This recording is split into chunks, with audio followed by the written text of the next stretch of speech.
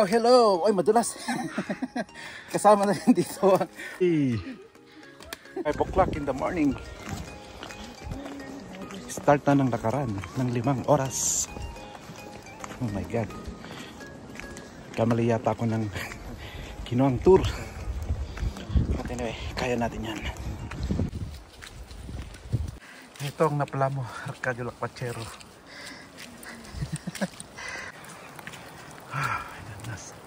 Apat na oras na lakaran daw to. We are going to Marlborough Heights and the Blue Soil. So, ang daan dito, sobrang putik at matirik. We are going to 2,000 feet above sea level at takes 4 hours to hike. Sobrang putik. Oh my God.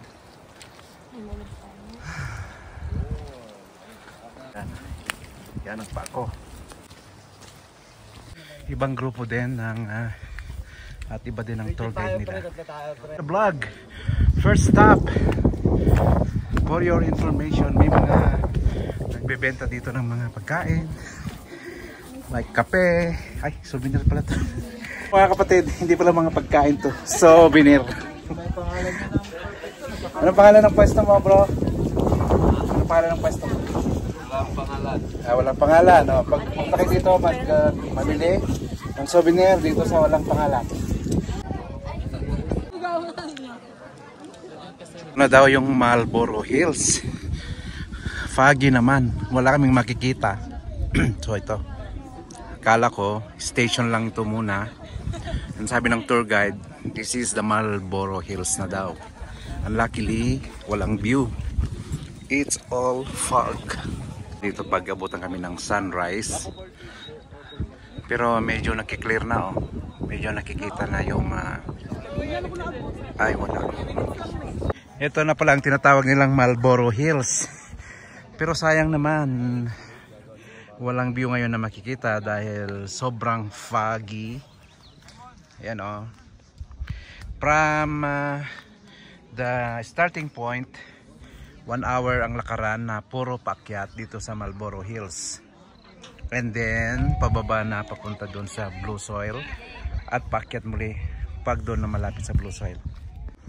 Pag pupunta kayo dito, normal lang yung mga tain ng ano to, baka o kabayo. Kaya ingat-ingat lang pag kayo sumama dito sa hike na to. Arcadio Lakwachero.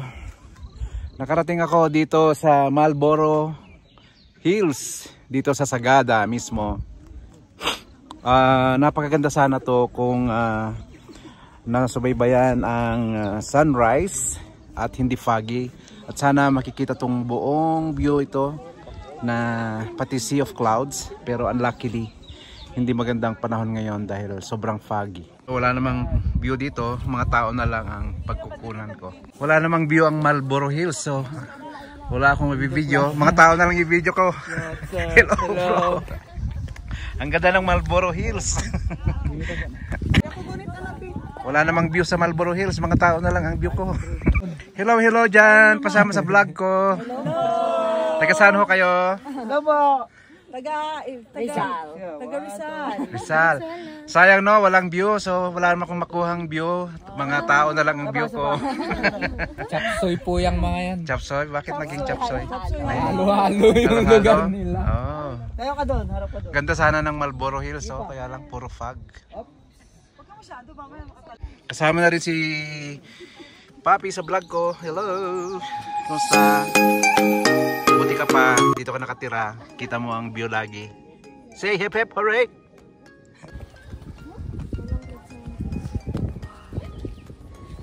Ang bagal ni Dichi. Marlborough Hills po natin, 3 bundok po yan. 3 hills. So yun yung first hill. Yun, first hill daw yun. Hill. So doon sa third hill kung ano yung meron doon, wala lang. Hi bro! Dito ka nakatira? Anong pangalan mo? Anong pangalan mo? Yes!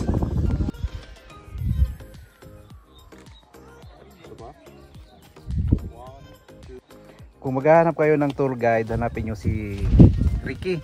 Nico. Nico. Complete package to. Pati picture taking. Hello kayo dyan. Kumusta? Nag-enjoy ba kayo? Ay, parang hindi. Tahimik. Ito na yung pinaka peak ng Marlboro Heights at about 2,000 feet, pero walang makita fog. At least may babalikan. Yan hindi madali ang pinagdadaanan namin dito. Matirik at madulas. So pag pumunta kayo dito, dahan-dahan lang. Make sure na makauwi na walang bali. At least nalampasan na namin yung matirik. Puro pababa na kami. So good for me.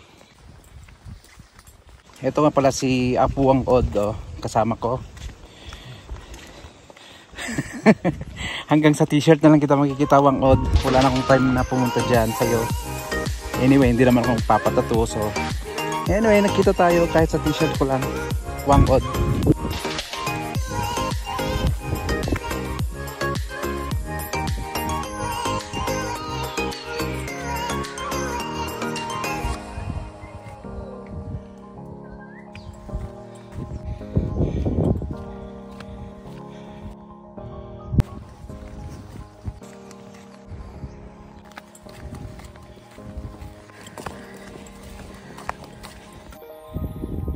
Simada everywhere. Nandito na kami sa Eco Valley or third part ng Marlboro Hills. Eco Valley. Kasama sa tour namin is the Eco Valley or third part ng Marlboro Hills. Suklay-suklay pag may time. For picture taking, suklay-suklay pag may time. Ingat po kayo dyan. Matirik. Parang paupo ka lang, ma. Ayan, the best. Ayun, para-paraan lang ang pagbablog. Since wala akong stick, pinatong ko sa isang sanga yung phone ko para makuha ang background sa Marlboro Heights. See, at least sa pangatlong parte ng Marlboro Heights ay may nakitang view na walang fog. So at least sulit. Yun, itong lugar na to ay very instagrammable. Magandang kumuha ng mga shots dito for Instagram.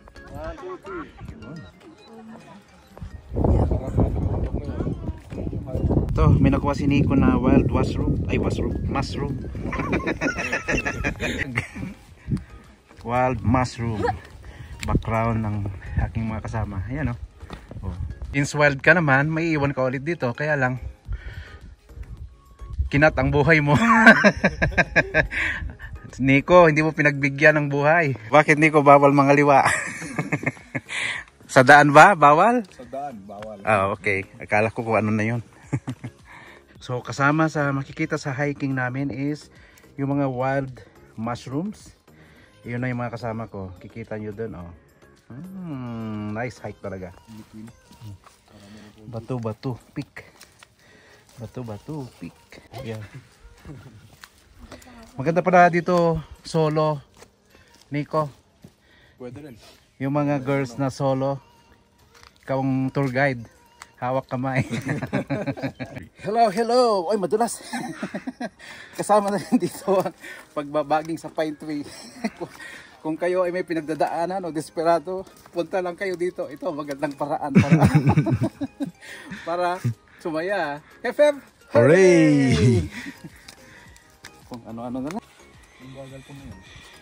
Teka, may susurpresahin tayong guest. Hello. Kumusta ang lakaran?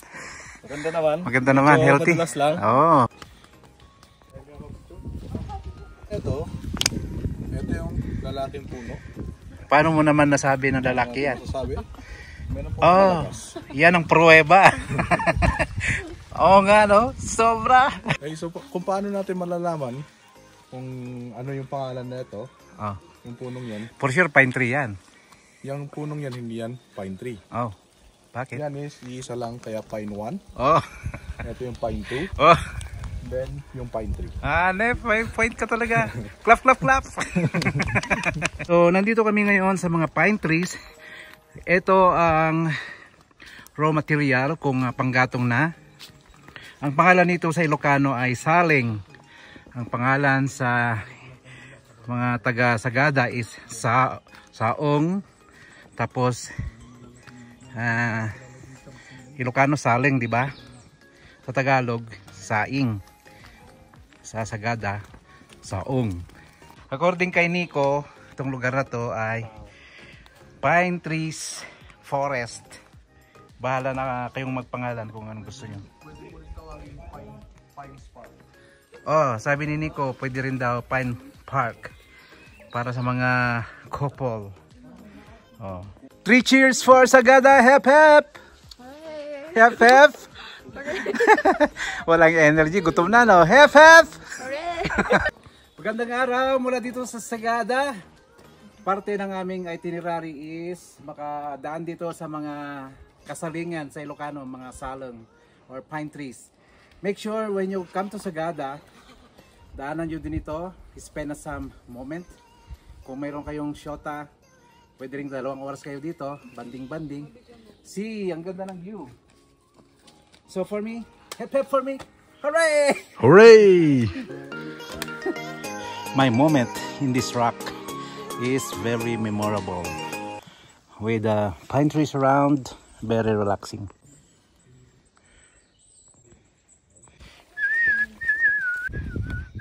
So according to Nico, dito daw ang 7-Eleven. Bilihan ng pagkain. 7-Eleven. Hi tita. Narinig ko 7-Eleven daw ito. Ano ba binibenta dito? Where's the suko? Ayan. Yung gulay, tulad. Oh, may quick na yun. The best ang ubi turon ni ate. Te, ang ganda ng t-shirt mo. Sa makabili ng ganyan. Pakita mo nga. Ang galing, no? Ubi turon, the best. Again, once again, malalaman daw ang pine tree na lalaki pag ganito. So, approaching the blue soil. Ito na yung isang highlight ng aming tour. Dito na rin yung dead end kung saan kami sasakay going back to Sagada town. Ito ang napakasigasig naming tour guide na si Nico the Great, the Joker. Ayun, finally arrived dito sa blue soil. Kaya naging blue soil dahil nga daw sa sulfur, copper, and iron sulfate. Yun daw ang mga minerals na nagpapakulay dito. Gano, lapitan nga natin. Talagang blue talaga. Blue is sky blue. Mayroon ding yellow. Yan, selfie mode, ganyan.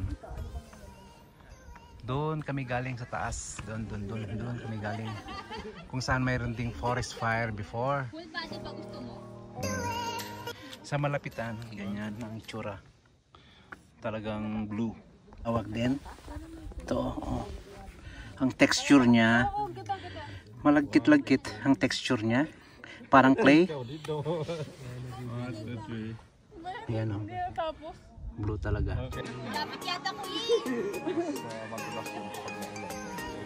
May naalala ko sa itsura ng blue soil na to. Parang yung, kung alam nyo yung ano, yung powder na detergent bar na Mr. Clean, parang ganon. Or yung Ariel na powder, ganon ang texture ng blue soil. Yan. O sa malapitan, once again, yan.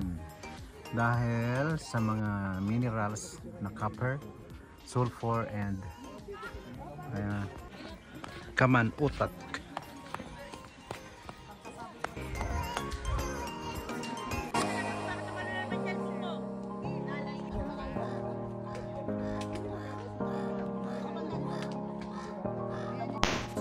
Thank you for watching my channel Arcadio Lapachero. Sagada Tour 2025. Thank you and God bless you.